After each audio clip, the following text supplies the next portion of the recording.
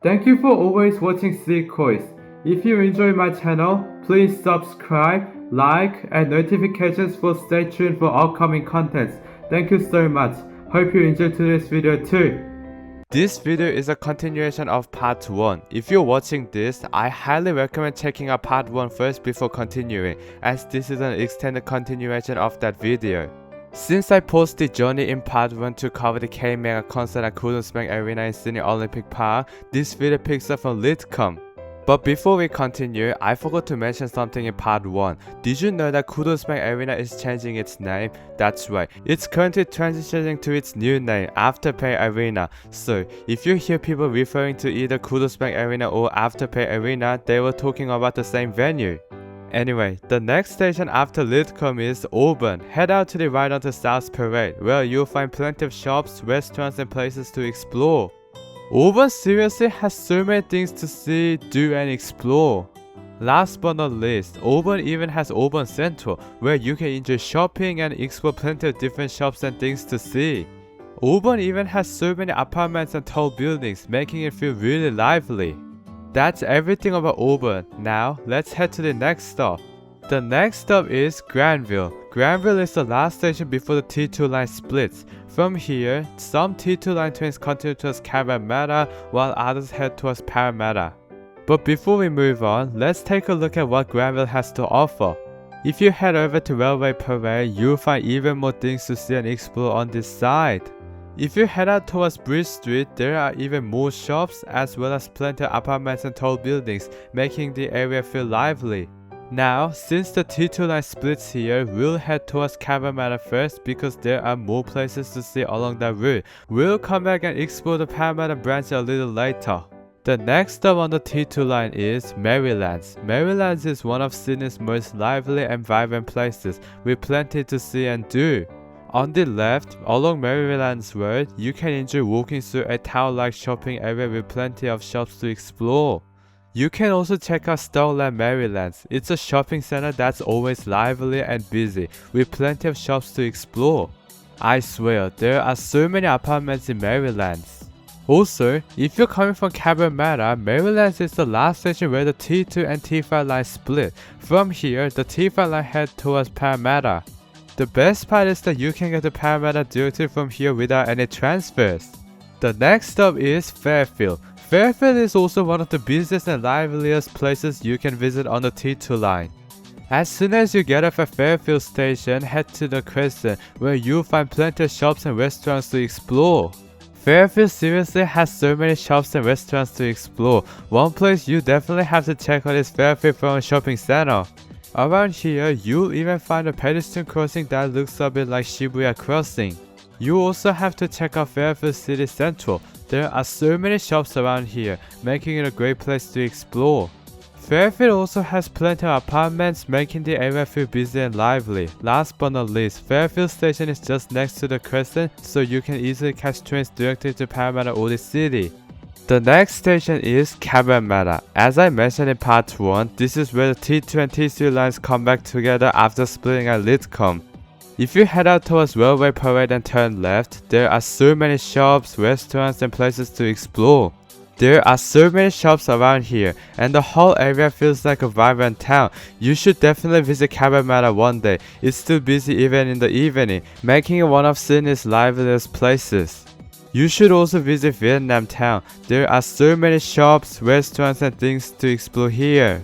If you're planning to transfer, Cabramatta is the last station before the T2 and T3 lines split. Since the T5 line also stops here, it's super convenient to travel to Parramatta. We'll explore the Parramatta branch a little later, though, because we still have more places to visit first.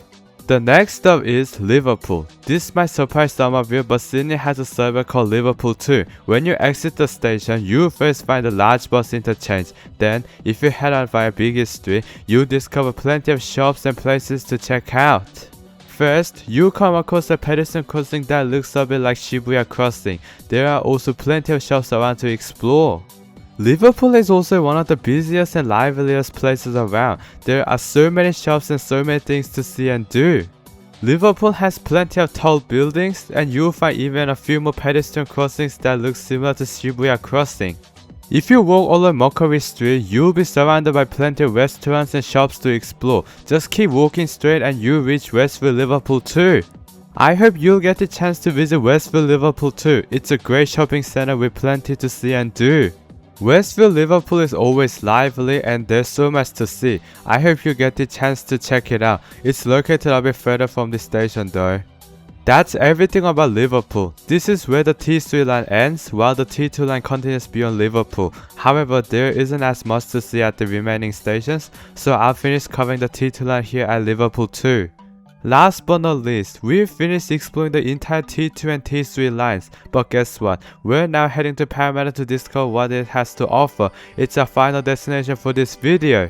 First of all, the station and its platforms look so modern and professional. When you leave the station, Westfield and the bus interchange are on your left. If you head to the right, you'll find even more shops, restaurants and places to explore. But let's head to the left first. Westfield is directly connected to the station, making it super convenient and easy to visit. Westfield Parramatta is one of the biggest and best Westfield shopping centers in Sydney. There are countless shops and plenty of things to see and do. You'll even find the time zone and even cinemas here, making it a great place to spend the day. Last but not least, there's even Daiso. If you've been to Japan, this might bring back some memories. Since many items are low priced, it can feel a bit like shopping in Japan again, especially when you're pulling out those notes and coins to pay. If you visit Daiso, you have to try poke. It's one of Japan's most popular snacks. Back at the station, if you head outside, you'll find the bus interchange right in front of you. There are so many bus routes operating from here, so I recommend double checking which bus you need to catch. It's a major bus interchange after all. Between the bus interchange and Westfield, there's a pedestrian crossing that looks a bit like Shibuya Crossing. Parramatta's pedestrian crossings are always busy, which makes the area feel lively too. Back at the station, let's head to the right. There are plenty of places to grab something to eat, along with lots of tall office buildings. Since many office workers work here, the area is always busy and lively. Parramatta always seems busy. With so many tall buildings and offices, there's always plenty of activity. There are also so many shops for you to check out. There's just so much to see and explore around here. Here we are at Parramatta Square. From here, you can easily explore Church Street, which has so many shops, restaurants and places to see. This is the area I was just talking about. And guess what? You can even catch the Lightrail here. It can take you to Carlingford or Westmead. Westmead is just one stop from Parramatta on the Lightrail, but if you're heading there, the train is usually much quicker. While you're in Parramatta, you should also check out the Parramatta River. The riverside is a great place to relax and it's perfect if you like to go for a walk or a jog. Did you know you can even catch a ferry from the Parramatta River? That's right, from here, the ferry can take you all the way to Barangaroo and Circular Quay, making it a great way to explore Sydney from the water. The ferry doesn't run very frequently, but there are plenty of other ways to get to the city. First, you can catch the 52 bus, which takes you directly to Darling Harbour, Town Hall and Hyde Park. You can also catch a train if you prefer to travel to the city that way. Since we've been talking about the T2 and T3 lines, did you know that once these trains reach Central, they continue around Sydney's city circle? They complete a full loop through the city before heading back out to the suburbs.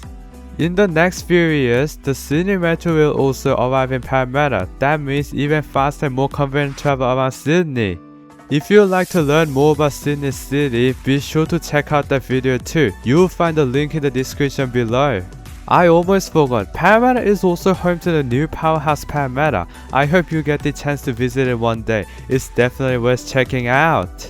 Today, we've explored even more places connected to the T2 and T3 lines. I seriously hope you get the chance to visit Liverpool and Parramatta. Both places have so many things to see and do, and they were definitely worth checking out.